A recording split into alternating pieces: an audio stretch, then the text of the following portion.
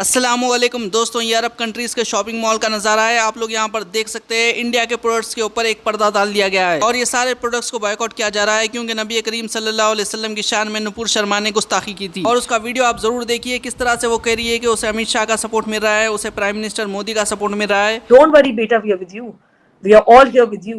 So the senior leadership, be it the Prime Minister's office, the Honorable Home Minister's office, be it the party president's office, they're all rallying behind me.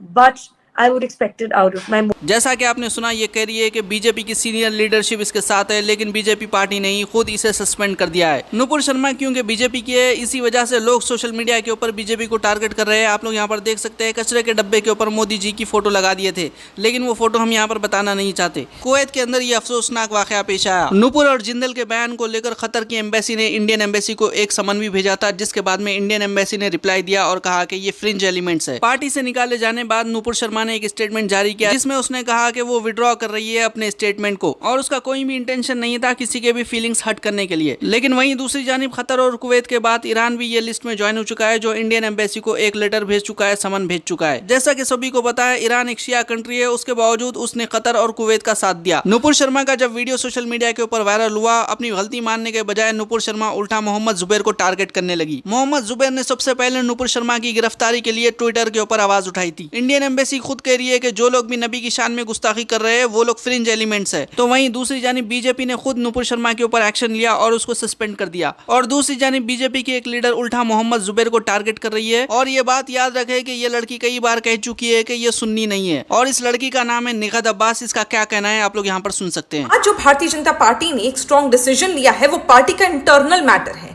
Party के discipline committee का internal matter है। पूरे social media पर मैं मानती हूँ इस decision से हड़कंप जरूर मचा हुआ है, पर फिर भी ये पार्टी डिसाइड करेगी कि क्या सही है और क्या गलत है। अब सवाल ये उठता है कि इंटरनेशनल प्लेटफॉर्म पर हिंदुस्तान की सरकार को और हिंदुस्तान की जनता को बदनाम करने वाला ये था कौन और है कौन।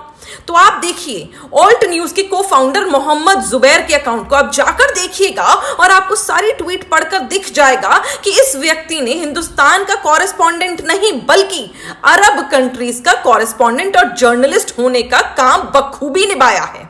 हिंदुस्तान का मुखौटा पहनकर, हिंदुस्तान का जर्नलिज्म का मुखौटा पहनकर इस व्यक्ति ने हिंदुस्तान को, हिंदुस्तान की सरकार को पूरे विश्व भर में बदनाम कर दिया है। और उसके साथ ही साथ आप ये भी देखिएगा कि इस व्यक्ति को डोनेशंस मिल रही है इस ट्वीट के बाद, इस मुद्दे को उठाने के बाद। क्यों?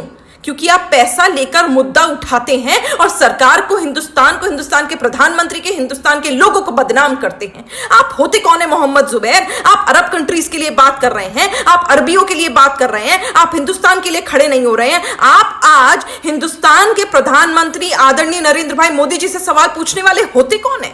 आप होते कौन है देश के गृह मंत्री पर सवाल उठाने वाले? और आप होते कौन है देश की सबसे बड़ी पार्टी के राष्ट्रीय अध्यक्ष जेपी नड्डा जी के बारे में बोलने वाले? आप वही हैं जो अरबियों के लिए खड़े होते हैं। आज आप पैसा लेकर ट्वीट कर रहे हैं। देश के प्रधानमंत्री को, देश के गृह मंत्री को और देश की सबसे बड़ी पार्टी के राष्ट्रीय अध्यक्ष को बदनाम कर कर रोटियां सेक रहे हैं। पर याद रखिएगा, अच्छा और करारा जवाब इस बात का दिया जाएगा, क्योंकि आज आपने इंटरनेशनल प्लेटफॉर्म पर कुछ चंद हजार रुपयों के लिए हिंदुस्तान को बदनाम कर दिया है। और मैं सबको कहती हूं, इस मोहम्मद जुबैर की जाकर देखिए ट्वीट्स, आपको पता चल जाएगा कि ये हिंदुस्तान का कॉरेस्पॉन्डेंट नहीं, ये अरब का कॉरेस्पॉन्डेंट है, अरब का कॉरेस्पॉन्डेंट है।